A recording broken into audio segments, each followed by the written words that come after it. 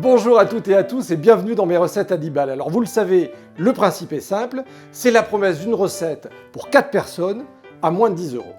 Et aujourd'hui, je vous propose de cuisiner un petit épeautre, c'est une variété de blé. On va faire un risotto de petit épeautre avec du butternut, parce que là aussi, on est dans la saison et que moi j'aime bien cuisiner les produits de saison.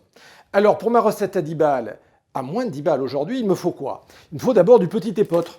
Voilà, on va prendre, je pense 300 grammes, ça suffira, mais vous l'achetez par kilo, vous pourrez faire la recette 3 fois. On va acheter un butternut. Alors le butternut, un butternut comme ça, vous avez pour 1,50 €, 2 euros. On n'en utilisera certainement que la moitié. Avec l'autre moitié, on pourra faire un petit crémeux, une petite soupe pour le lendemain. Il me faut un petit bout de gras. Mais ça, c'est juste un bout de coinage jambon, ce que vous trouvez, parce que quand il y a du gras, c'est meilleur. Quelques échalotes, et puis pour finir notre assiette, pour la présentation, 1 ou 2 champignons de Paris, et puis un peu de coriandre. Donc vous voyez, la promesse est tenue, on est à moins de 10 euros, et on va préparer notre risotto. Alors, première des étapes, on va cuisiner le butternut, et on s'occupera du petit épeautre juste après. Le butternut, on va prendre la moitié, donc on commence par, voilà, on le coupe en deux. Voilà, alors je prends la moitié de mon butternut et on va tranquillement aller enlever cette peau. Cette peau qui ne sert à pas grand-chose malheureusement, à part si vous avez un compost sur le jardin. Voilà, avec le couteau, on suit tranquillement la peau comme ça et on enlève les morceaux de peau pour garder mon butternut. Et ensuite, on va faire des petits dés. Alors pour faire des petits dés, c'est très simple. On commence à faire des belles tranches. Dans chacune des tranches, on va faire comme des frites. Et enfin, on va les couper une troisième fois pour avoir nos petits dés.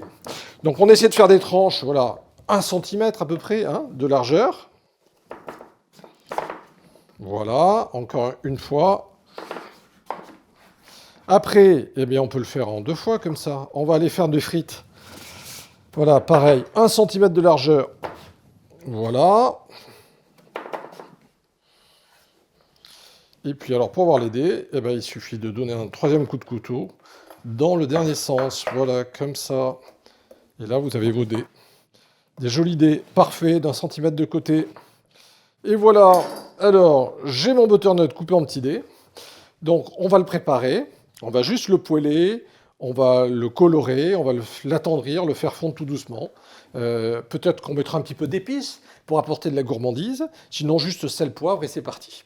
Et on va faire revenir tout doucement nos petits dés de butternut dans de l'huile d'olive, bien chaude.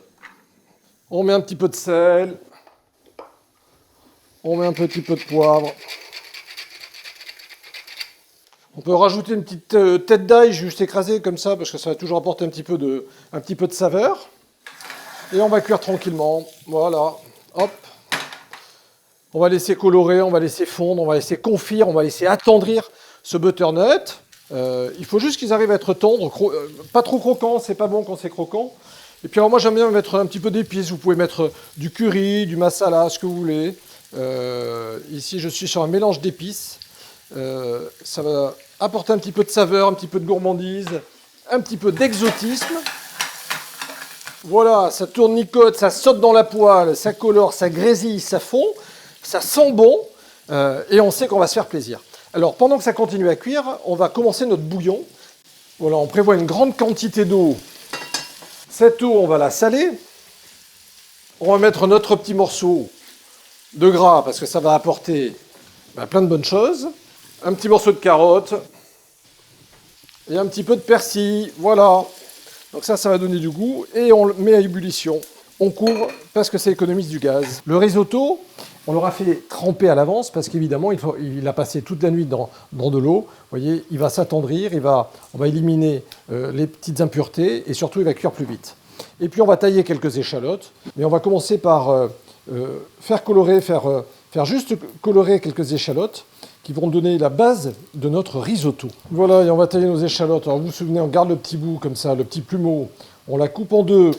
Hop, un petit coup dans ce sens. Un petit coup dans ce sens. Vous voyez, elle ne bouge pas. Et donc maintenant, on taille, on a nos petits bouts d'échalote, voilà, prêts à finir à la poêle. Et voilà, nos petits dés de butternut, ils sont bons. On retire et on va s'occuper du risotto. Alors, le secret du risotto, c'est la durée, cuire dans le temps, longtemps, tourner, tourner, tourner, et surtout alimenter avec de l'eau chaude en permanence. Parce qu'en fait, si vous remettez de l'eau froide, vous arrêtez à chaque fois la cuisson.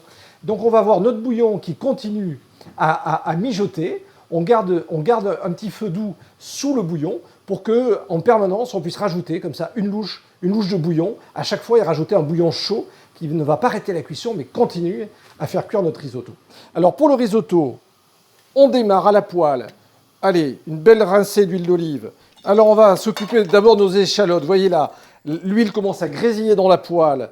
On amène nos échalotes comme ça. Et regardez, regardez ce doux bruit de l'échalote qui dit miam miam, ça gourmandise, ça crépite, ça grésille, ça...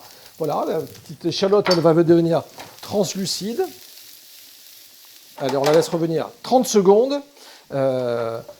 Faut pas la colorer trop, il ne s'agit pas de la cramer, hein, c'est juste la faire fondre, l'attendrir, la colorer. Et quand on obtient la bonne consistance, allez, une petite lichette de vin blanc, on a toujours un reste de vin blanc à la maison, juste pour déglacer, pour apporter un peu de gourmandise. Voilà. Et le vin blanc, il va s'évaporer tout de suite. On a eu notre belle réduction d'échalotes, elles sont nacrées, elles sont comme il faut. Et on va mettre l'épeautre qui aura égoutté préalablement, évidemment. Et on va d'abord faire cuire ce petit épeautre juste pour absorber juste le fond de jus de cuisson des échalotes, juste que ce petit épeautre il nacre, voilà. Et on commence comme ça par une petite cuisson à sec, sans bouillon. Et alors ensuite, toute la technique va consister simplement à apporter régulièrement une louche du bouillon, juste une louche, attendre que ça réduise, tourner et recommencer. Et voilà, c'est juste un jeu de patience.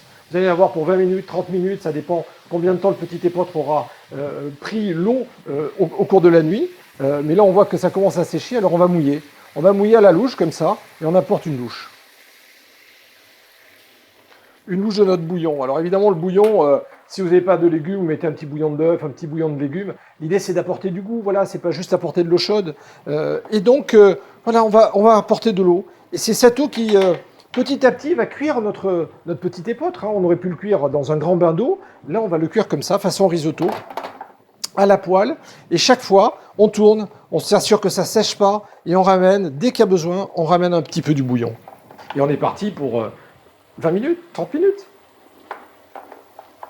Voilà, donc la première louche est en train de... C'est à la fois évaporé et puis a été absorbé par le risotto. Et donc, on va venir remouiller à chaque fois, voilà. On rajoute une louche, on égalise avec la spatule et on attend que ce bouillon soit absorbé et on recommence. Voilà, et tout ça pendant jusqu'à ce que le petit épeautre soit bien tendre, bien gourmand. On a le bouillon de légumes, on a le gras, on a les échalotes, on a le vin blanc. Tout ça, ça apporte plein de saveurs et on va se régaler tout à l'heure. Je le pense, je le sens déjà. Alors, on va juste anticiper, se préparer pour notre dressage. Notre dressage, on va mettre un peu de la coriandre parce que ça va apporter une note exotique, gourmande, parfumée. Et puis, un petit peu de champignon de Paris, tout cru comme ça. Alors, le champignon de Paris, on enlève le pied. On a juste bien essuyé avec un papier absorbant mouillé pour enlever les impuretés. Et puis, on va le tailler, alors, un coup par le moitié. Ensuite, vous le posez comme ça, bien stable. Et puis, on va faire des toutes petites lames. Voilà. Comme ça reste croquant, mais pas très présent. Et on parsèmera notre assiette avec quelques petits morceaux de champignons. Donc on a notre champignon et on va de la même façon ciseler la coriandre. Voilà. Alors, comme on va la parsemer, on va juste quand même récupérer que les feuilles. Hein. Quand c'est dans une cuisson, on peut laisser les queues. Mais là, on va juste récupérer nos feuilles de coriandre. Voilà. Hop. Et puis cette coriandre, comme ça, voilà, on fait une petite boule et on cisèle. Et donc ça, c'est ce qui va nous servir tout à l'heure à dresser de belles assiettes et apporter encore plus de gourmandise. Voilà, on est arrivé au bout de notre bouillon. Le petit épeautre est bien gonflé, bien gorgé. On a ce goût des échalotes, du vin blanc, du bouillon de légumes, du gras de cochon. L'épeautre, c'est long à cuire, mais il faut que ça soit ça reste un tout petit peu croquant, mais pas trop. Il faut que ça soit bien fondant. Et donc, notre cuisson est terminée. Et donc, il ne s'agit plus maintenant que de dresser. Alors, On va laisser réchauffer 2 secondes nos dés de butternut. Et puis on va venir dresser à l'assiette comme ça. Alors là, j'ai fait avec un petit cercle, je vais vous montrer comment on fait, mais vous pouvez le faire autrement, beaucoup plus simplement. Voilà, on met dans le petit cercle notre épeautre. Voilà. Donc ça, c'est une dose pour une personne, mais après on peut en resservir à côté. Pour les gourmands, on tasse un petit peu comme ça. Voilà, regardez, hop. On va venir déposer nos dés de butternut, qu'on a réchauffés préalablement, qui sont bien fondants. Voilà. On peut en disposer 2 ou 3 autour, comme ça, dans l'assiette, comme un décor. Ensuite, eh bien, je démoule. Ça va s'effondrer un petit peu, c'est normal. On va venir mettre nos petites lamelles de champignons pour apporter du croquant, le petit esprit d'automne, voilà. Et puis on va parsemer avec un tout petit peu de coriandre. Et ça, c'est la gourmandise ultime. Donc, promesse tenue, on est sur un risotto, du petit épeautre, du butternut, que des produits de saison. On est une recette à moins de 10 balles. Et je vous donne rendez-vous la semaine prochaine.